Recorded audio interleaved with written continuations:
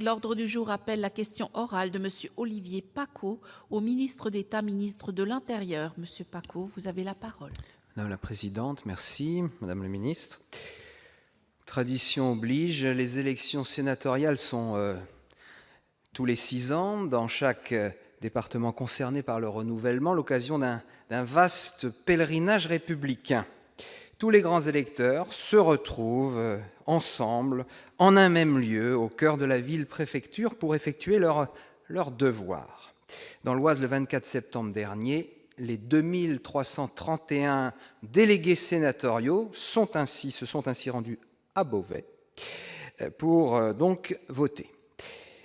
Pour celles et ceux qui venaient des Noyonnais, d'au-delà du Noyonnais, d'au-delà du Valois, il leur a fallu bien plus d'1 heure pour venir. Et j'imagine que dans les départements montagnards ou dans les départements beaucoup plus vastes, le périple vers l'urne préfectorale a pu être très long.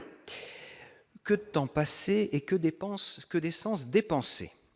Alors, Madame le ministre, à l'heure où on parle d'économie d'énergie et de sagesse écologique, ne serait-il pas plus rationnel et cohérent d'utiliser nos charmantes sous-préfectures de département pour s'en servir comme des bureaux de vote d'arrondissement? Tout le monde y gagnerait.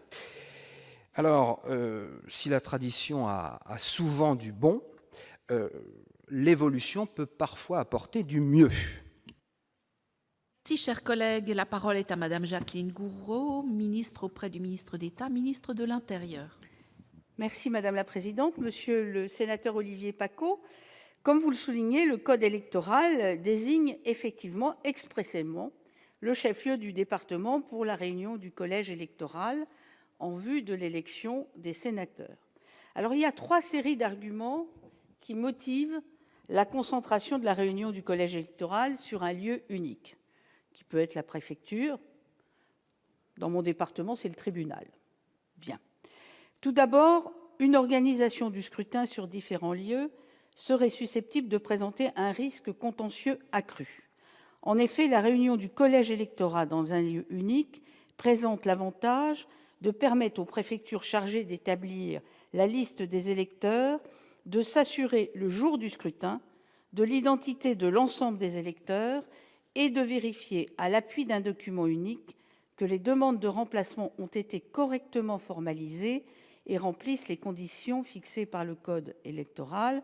Je rappelle que c'est la seule élection en France qui soit obligatoire. En outre, une démultiplication des lieux de vote pourrait engendrer plusieurs difficultés pratiques. Elle pourrait compliquer l'exercice par le bureau du collège électoral de ses missions. En effet, les attributions conférées à ce bureau, qui remplit également le rôle de bureau de la première section, rendent nécessaire une proximité physique avec les autres sections le jour du scrutin. Seul le président du bureau du collège électoral est habilité à statuer sur les difficultés et les contestations qui peuvent s'élever au cours de l'élection, toutes sections confondues. Cette concentration permet également aux représentants de liste d'accomplir leur mission de contrôle des opérations de vote dans l'ensemble des sections de vote. Enfin, cette concertation sur un site unique est un moyen de garantir au mieux l'accessibilité à tous les électeurs des résultats proclamés par le bureau du collège électoral pour l'ensemble du scrutin, compte tenu notamment du court délai, 4h30, qui sépare les 2 tours dans le cadre du scrutin majoritaire à 2 tours. Enfin, il ne faut pas sous-estimer, monsieur le sénateur, l'intérêt au fond politique de la réunion du collège électoral en un lieu unique, dans la mesure où cette dernière constitue une opportunité d'échange entre élus, souvent appréciée de ces derniers. J'ai bien entendu les arguments écologiques que vous avez soulevés, mais pour toutes ces raisons, le Gouvernement n'est pas favorable à l'organisation de modalités d'élection différentes pour les sénatoriales. La parole est à Monsieur Olivier Paccaud pour répondre à Madame la ministre. Merci Madame la Ministre pour votre réponse qui ne m'a pas du tout convaincu, c'est le moins qu'on puisse dire. Il y avait des arguments écologiques, il y avait des arguments économiques. Et en matière d'économie, vous nous donnez des leçons, vous donnez des leçons constamment aux collectivités.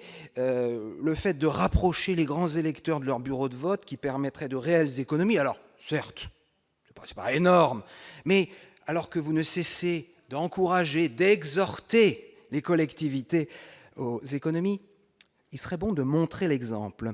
Nous sommes plus haut sous la Troisième République. Et l'égalité devant le scrutin ne me semble vraiment pas du tout mise à mal par le fait d'avoir, dans l'Oise, il y a 4 sous-préfectures, qu'il y ait 4 bureaux de vote. Voilà. Alors, j'ai bien compris que vous ne vouliez pas bouger. Écoutez, nous en sommes à la 5e République, mais peut-être que la 6e République sera un petit peu plus intelligente.